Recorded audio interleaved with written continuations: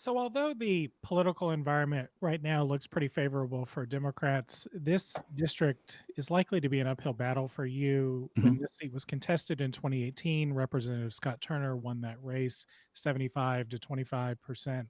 Yep. Turner is leaving the legislature, so this is an open seat. But can you tell us about how you plan to bring more conservative voters to your side in this campaign? And are there parts of your message that you're finding that are resonating with those kind of voters now? Well, it's been one of the unfortunate side effects of COVID that we don't get to go out and talk to people as much.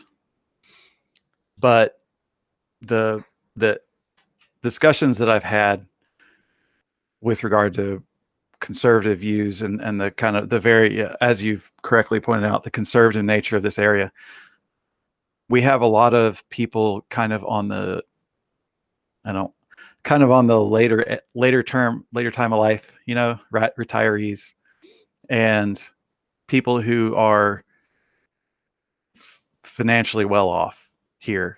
And their main concern usually revolves around financial issues. So they aren't the most of the people here with those conservative views. There's a lot of them that are on the wealthy end of the spectrum, and then so for them it's fiscal and financial issues. And so for them, my message is that it's for the longest time, we've just been told that the key is to cut taxes, cut taxes, cut taxes, and starve the beast, and make the state government as small as possible, and then everything will go gangbusters. And that's just not happened. There's there's no part of the state economy where it's like on fire and just doing the most awesome. It's just steady. It's doing okay. And part of that is because for every gain that you get from relaxing regulations or cutting taxes or something like that, well, your roads are worse, so you have to repair your trucks more often, or the power is less reliable, so every once in a while you have a whole plant shut down. And working in the control systems field, I know that when you have a power outage, shut your plant down, it's not easy to get it back up. It's nowhere close to as easy as if you're like, okay, today we're going to shut the plant down. Okay, everybody. So they walk around and they turn everything off in an orderly fashion. It makes it real easy to come back up because you just go through the steps to start it back up. But if it was in the middle of production and the power goes out, boom, that's a day of lost production. And that's expensive. It's expensive in a way that's really, it's kind of mind blowing.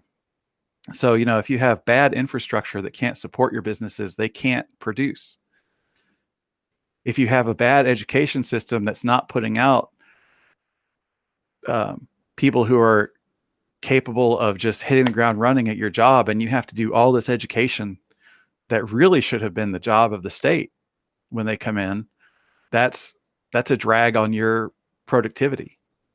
So all those things for the economic side. And then as far as the tax side of things goes, a lot of people here are concerned about property taxes because, as I said before, the state has pushed the responsibility for funding education out to counties and cities. So the counties and cities have the millage rate as their number one uh, revenue generation for paying for schools.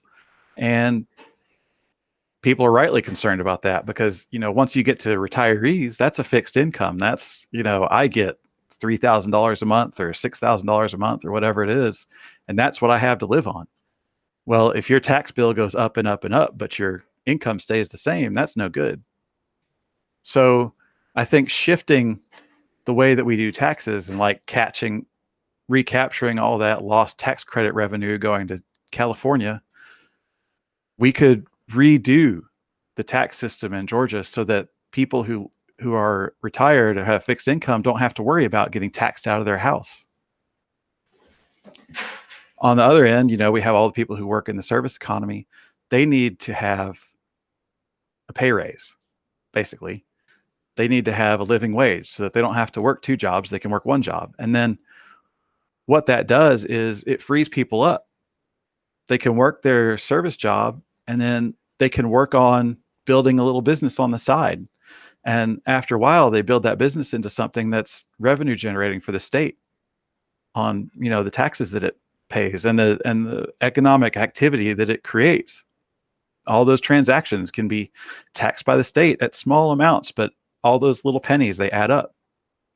And the what we've seen is that this whole cut taxes, starve the beast, smallest government possible does not work. It does not generate nearly as much wealth as you can see in the state of New York, in the state of California, where they have higher taxes there, but they also have higher revenue. They have more people getting more money all the time because the state invests in the infrastructure that businesses and people need to get rich.